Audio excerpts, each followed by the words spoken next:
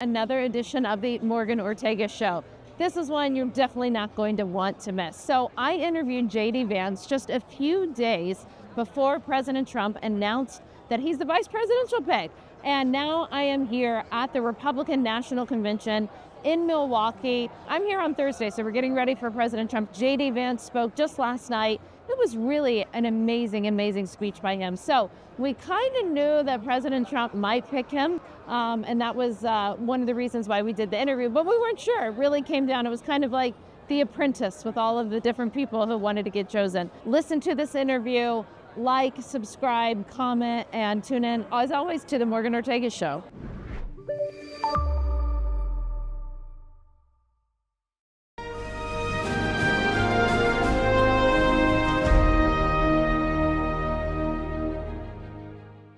So welcome for the first time to the Morgan Ortagus Show, Senator J.D. Vance. Thank you. Thanks for having me. I had to chase you around the halls of the Capitol, but I found you. So I'm really excited to do this interview. There's so much I want to ask you about. You know that we're a national security and foreign policy show, Sure. But before we get to all of that, I think I mentioned to you, I had read your book ages ago, but I re-listened to it on Audible because I travel a lot. And I just loved hearing so many of the stories about your mama. Yeah. I think that's how she's pronounced. Right. I was really close to my granny. In fact, she just passed away. Sorry I to hear named my that. daughter after her. Thank you. But like your mama, my grandma was that kind of force. And my granny was that Sure. force in my life as well, helped me raise me.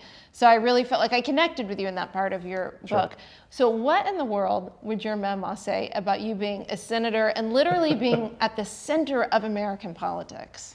Yeah, I mean, I think she'd have a lot of F words to say. First of all, my grandmother was, it's so funny, she was a woman of like very deep Christian faith. She was also, she had such an amazing, colorful foul mouth on her. Yeah. And it's one of the things we all loved about her. She just, it's like, how did that come out of this mouth of this like, you know, old woman?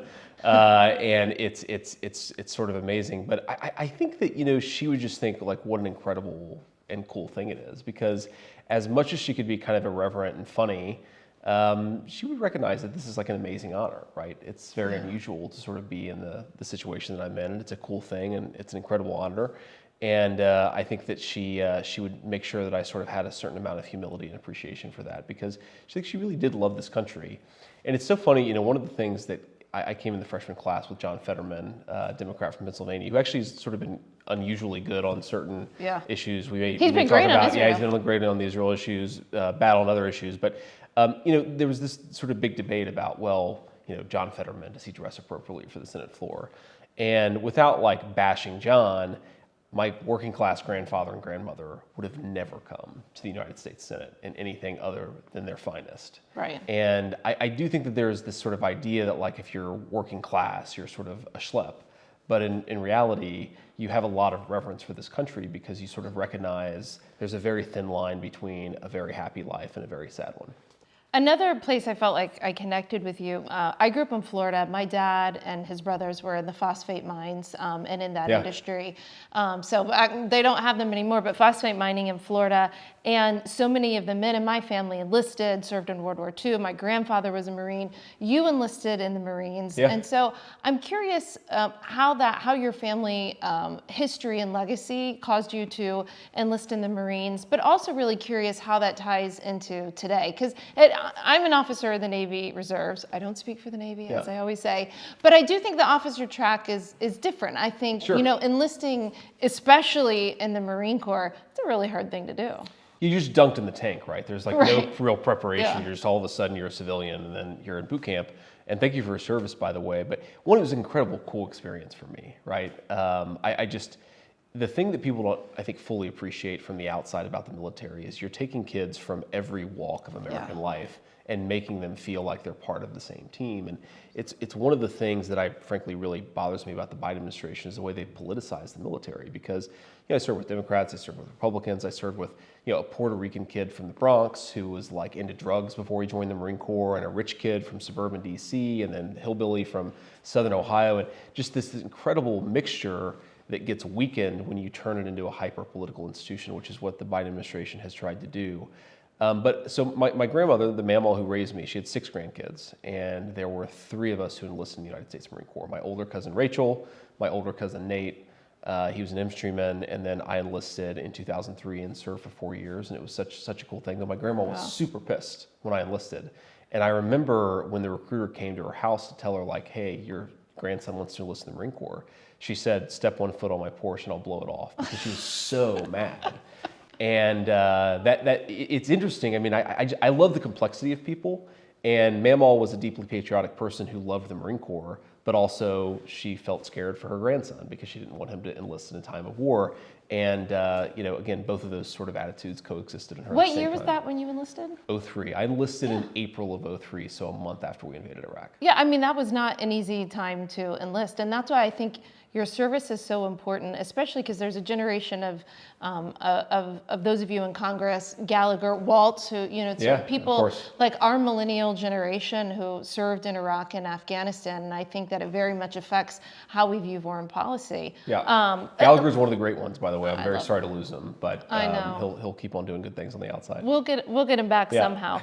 But speaking of the military, we talk about this a lot on the show. One of the things that really concerns me is the recruitment crisis that we've had over the past few years. I do think that it takes a new president and a strong leader to energize people to serve again. But I feel like the military has lost its brand. It doesn't know who it's marketing to.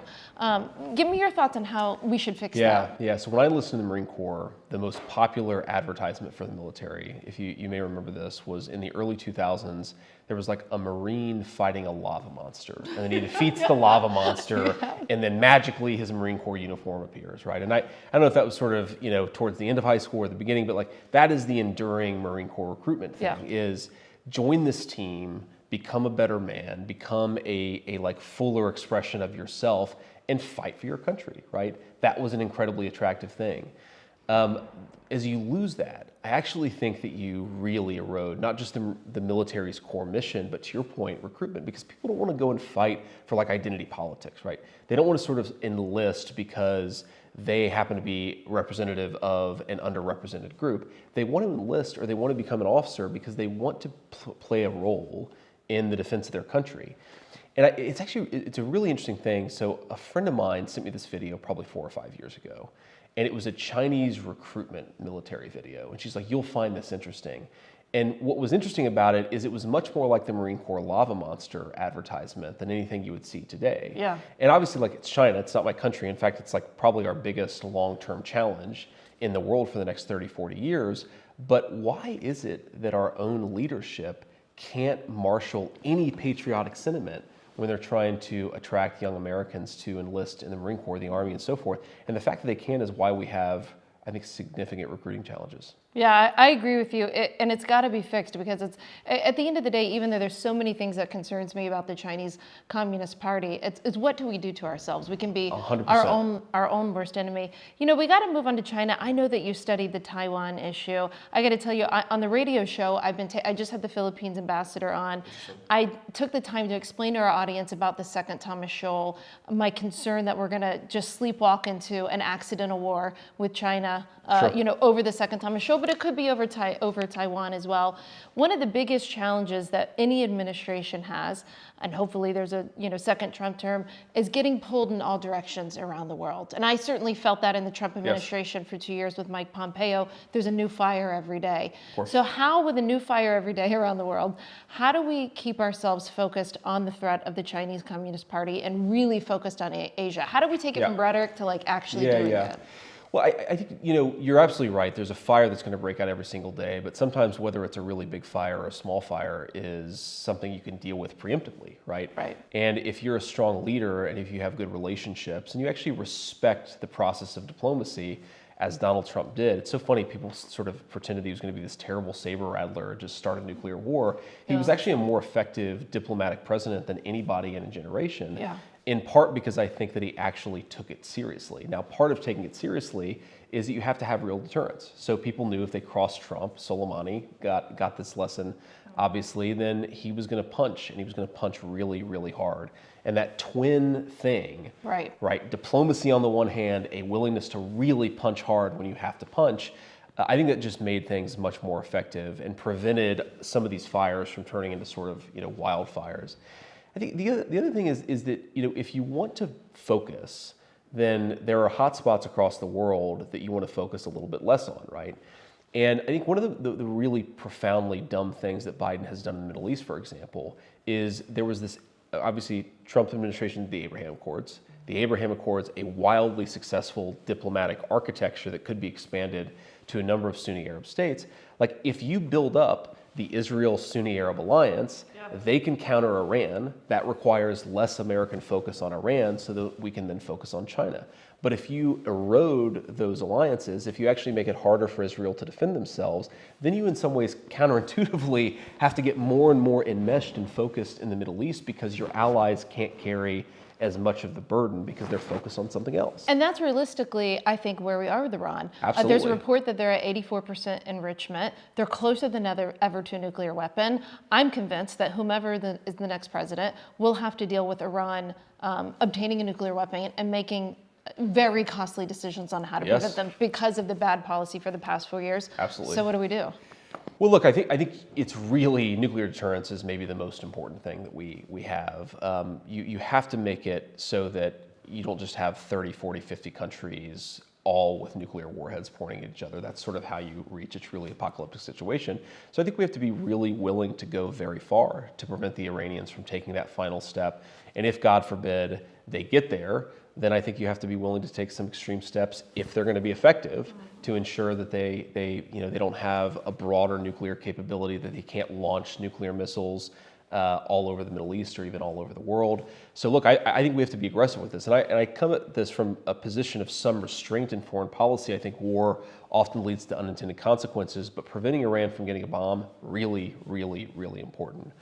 But the other thing is I do think that the best chance that we have of bringing stability in the Middle East is to sort of create this alliance structure between Israel and the Sunni Arab states that can survive. The really weird thing about the Biden administration, and I think it sort of, there's this holdover from Obama. I think you probably understand the psychology having been in this world, but they really want to believe the Iranians are going to be sort of rational and reasonable. And it was almost a more, I'm not saying it was right, but it was almost a more defensible position 25 years ago. Right. But now it just isn't, right? They're the craziest, the most hostile, and the most powerful regime in the world, or sorry, in the region, I should say. And so you have to take a totally different approach from the Biden administration. I mean, they're a theocratic revolutionary regime. Yep. And when they say death to Israel and death to America, I think they mean it. I agree. I want to know, I think I know broadly where you are on Israel, where you are on, I think you're supportive of foreign aid to Israel, et cetera. Sure. But I'm wondering if you could just sort of explain where does your pro-Israel position derive from? And give us some background into your thinking. Yeah, and I think it's important actually for a new generation to articulate this effectively, because every year or every generation you have to sort of refresh some of these alliances, right? Yeah. And you have to be able to articulate, like, why is this in America's interest? Why do we care about this? And I think that we're in that phase for Israel. So let me sort of articulate my reason why. So number one, obviously, counterbalancing Iran allows us to refocus on Asia. Yep. So creating that alliance architecture between Israel and the Sunni states is very, very important. The second thing that people often don't realize is that there really is a lot of cooperation from Israel or between Israel and the United States, and there's a lot that we get from Israel in terms of technology that we really don't get from any other country in the world. Israel, obviously, like very, very smart country, education system, the envy of the world. If you look at per capita Nobel Prize winners, especially in the sciences, a lot of them are coming from Israel. Well, they're developing, especially defensive weapon systems that we could really use, right? They're figuring out how to shoot down rockets in a way that's much cheaper than it is right now, because right now you're paying many, many more times to shoot down a rocket than to fire a rocket. Well, that math eventually doesn't make sense for the people who are shooting down the rockets. So I just think they're developing a lot of very important technologies that are useful for themselves, useful for us, and that partnership around innovation and technology, I think, is really going to be the core foundation for the future of our alliance.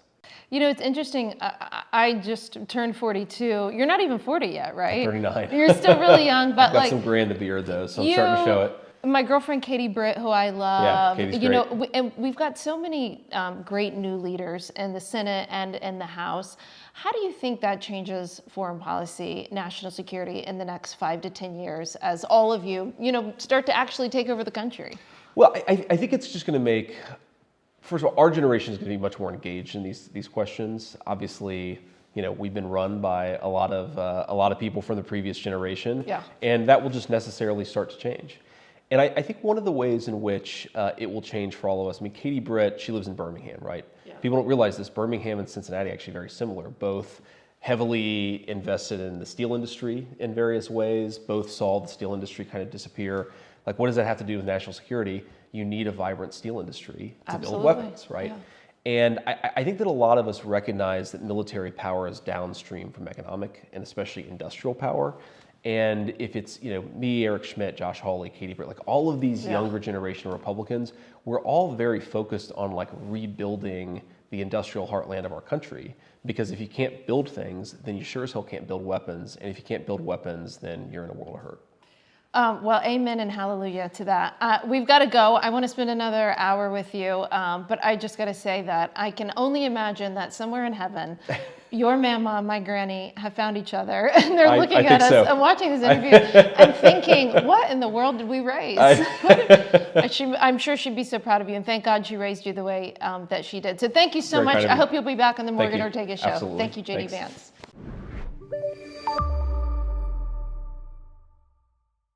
I hope you enjoyed that interview with my friend JD Vance. I'm so excited. I can't believe, my friend is the vice presidential nominee. It's amazing. Of course, he's a sitting senator from Ohio. Thanks again for watching the Morgan Ortagus Show. Love having you guys tune in. Make sure you like and subscribe to the Morgan Ortagus Show. Thanks again.